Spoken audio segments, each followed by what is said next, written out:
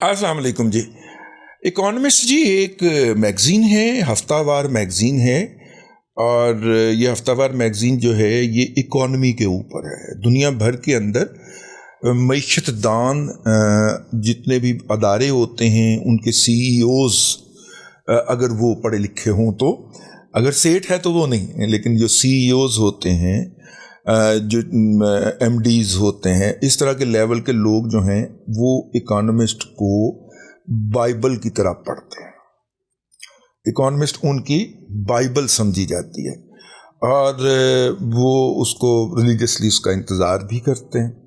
Economist जो है वो वीकली मैगज़ीन होता था, कागज़ पे आया करता था। मुझे याद है हम अपने जो प्रोफेशनल लाइफ थी उसके अंदर बाकायदा हमें अदारा अगर पूछता कि आपको अपनी प्रोफेशनल या पेशावराना स्किल जिसको कहते हैं महारतें, उनको बेहतर करने के लिए क्या क्या चीज़ें चाहिए, कभी कभी कोई आ जाता था ना अफसर, तो हमने उसे कहना जी इकोनॉमिस्ट तो लगा दो कम अज़ कम, ठीक है।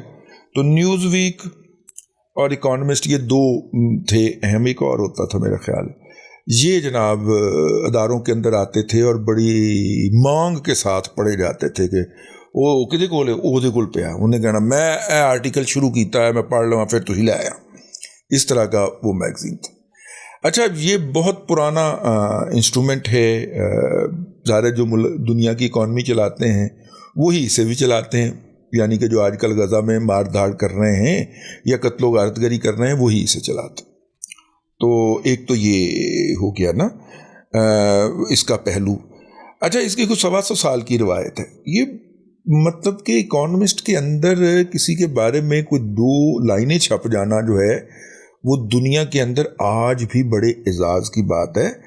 और इकोनॉमिस्ट अगर ये कह दे कि फ़लाने सीईओ ने उस कंपनी को बहुत अच्छा कर दिया है तो सीईओ की एवं ही तनख्वाह 2 गुना इजाफा हो जाना, ठीक।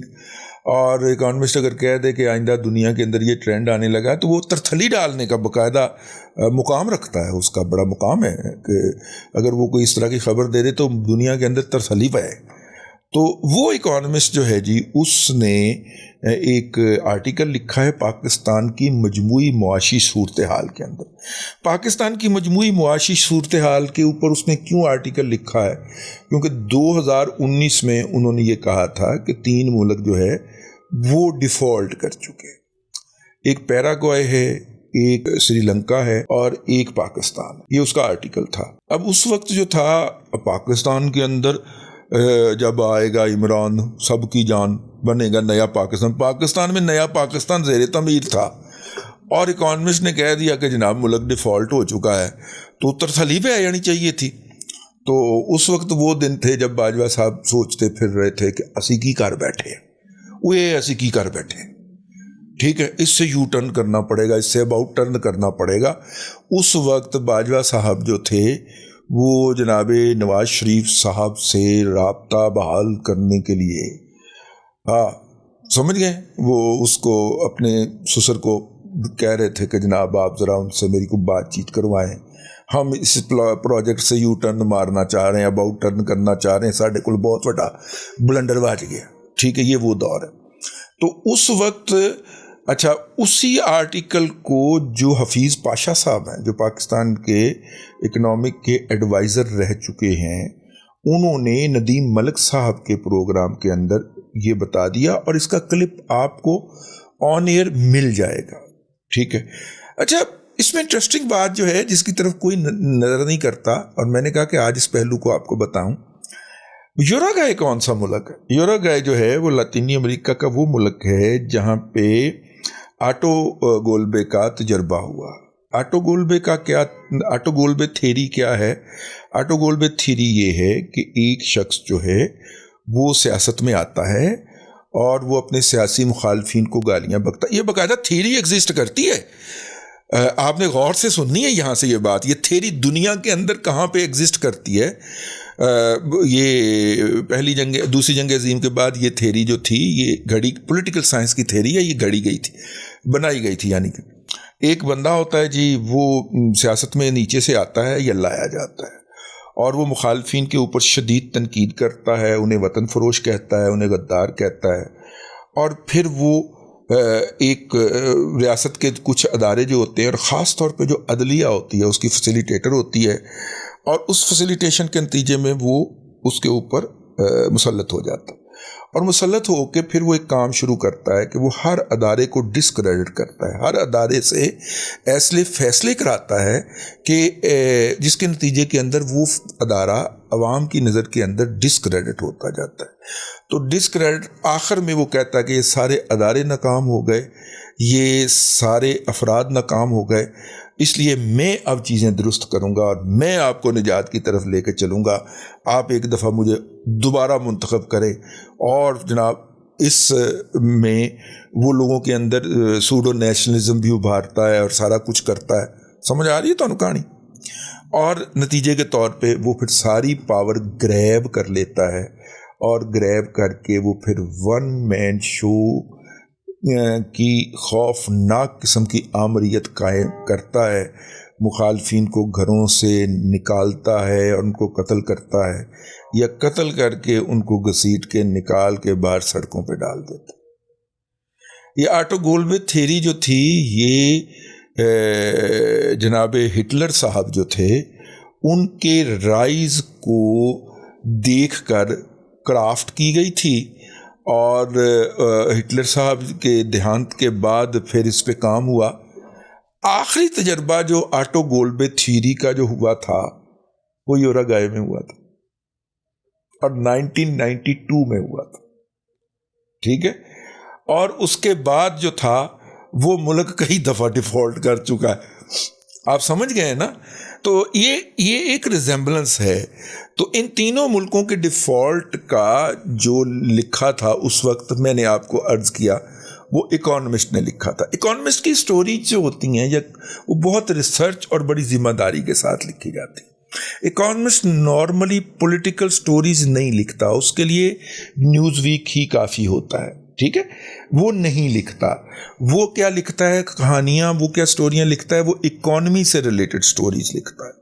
اب ایک پاکستان کی اکانومی جو کہ at the brink of the default ہے، لیکن ڈیفالٹ ڈکلیئر کرنے سے وہ بچ گئی ہے، تو وہ اس کے حوالے سے اس نے سٹوری لکھی ہے، اور اس نے یہ نہیں کہا کہ پاکستان ڈیفالٹ کرنے جا رہا ہے۔ اس نے کہا کہ پاکستان نہ صرف کہ ڈیفالٹ سے بچ گیا ہے، بلکہ اس میں آئندہ مستقبل میں بہتری کی گنجائش موجود ہے، اور یہ آہستہ آہستہ بہتری کی طرف جا رہا ہے۔ اور یہ بہت بڑی بات ہے اگر اکانومسٹ یہ کہہ رہا ہے پاکستان کی معیشت کی طرف، کیونکہ ہم نے جتنے بھی ہمارے لون اوور ڈیو تھے وہ ہم نے کسی نہ کسی طریقے سے، بھلے کسی سے پکڑ کے، ادا کیے ہیں وقت کے اوپر بما سود کے۔ اس لیے ڈیفالٹ کا تو کوئی لاجک بنتا ہی نہیں ہے۔ لیکن وہ جو انہوں نے لکھا ہے کہ پاکستان کی معیشت کے مزید بہتر ہونے کے امکانات اس لیے بھی واضح ہیں کہ جناب میاں محمد نواز شریف صاحب چوتھی دفعہ وزیر اعظم بننے کی اطلاعات ہیں۔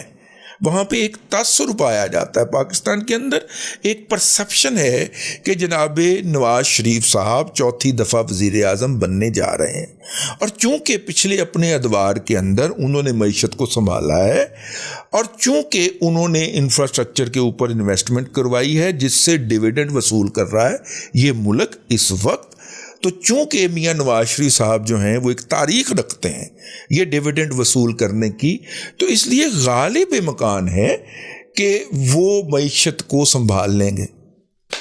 ایسے گل دے ہوتے نا مرگی پئی ہوئی دندل پہ گئی ہے، ٹھیک ہے، یوتھیاں نو دندل پہ گئی ہے، اور ان کا خیال ہے کہ اکانومسٹ بھی پٹواری ہو گئے۔ اکانومسٹ نے اپنا پیپر بیک جو ہوتا ہے یا پیپر پرنٹڈ ورژن جو ہوتا ہے وہ ترک کر دیا ہوا ہے، اور اب اکانومسٹ جو ہے وہ آپ کو آن لائن ملتا ہے، اور اگر آپ اکانومسٹ کا کوئی مخصوص پورشن سبسکرائب کرتے ہیں، جیسے کہ میں نے کیا ہوا ہے کہ اپنا سب کانٹیننٹ والا حصہ اور ایڈیٹوریل میں نے سبسکرائب کیا، تو وہ بہت تھوڑے سے پیسے آپ کو پڑتے ہیں، ورنہ اکانومسٹ جو ہے جس وقت ہماری تنخواہ جو تھی وہ 1200 روپے تھی، ٹھیک ہے نا، کسی زمانے میں آج سے 30-35 سال پہلے ہماری تنخواہ 1200 روپے بھی تو ہو سکتی ہے نا یار، تو 1200 روپے تھی، اس وقت یہ 450 کا آتا تھا۔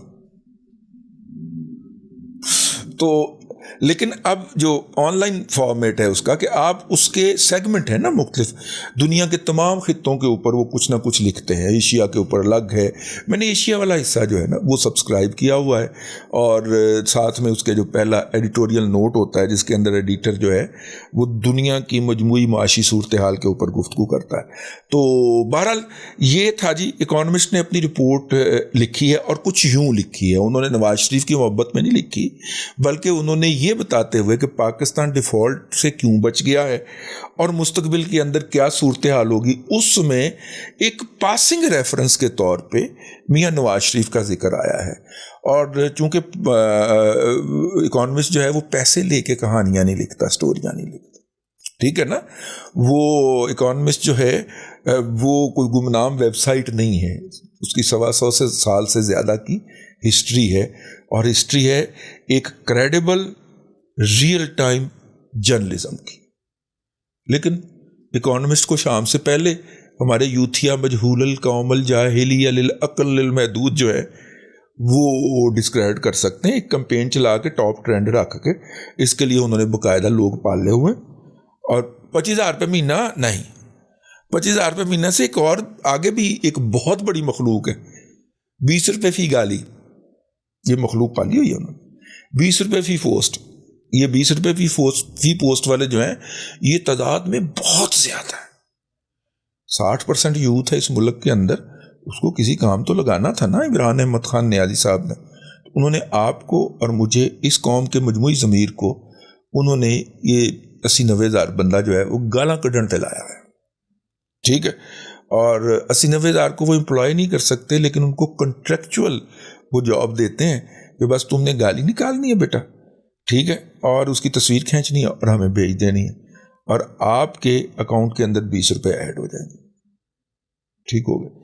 چلیے، بہرحال میں نے کہا تھا اکانومسٹ کے اندر جو تبصرہ آیا ہے اس کے اوپر روشنی ڈال دی جائے کہ وہ کوئی ایکسکلوسو اس طرح کا تبصرہ نہیں ہے کہ عمران خان کے نواز شریف صاحب جو ہیں وہ چوتھی مرتبہ آ رہے ہیں اور عمران خان صاحب جیل میں سڑتے رہیں گے، بلکہ وہ اس قسم کی بات ہے تو اس کو اسی معنی میں لیا جائے. اب تک کے لیے اتنا ہی. اگلے ولاگ کے اندر پھر ملاقات ہوگی. اللہ تبارک و تعالیٰ آپ کو آسانیاں عطا کرے اور آسانیاں خلق خدا میں تقسیم کرنے کی توفیق عطا کرے.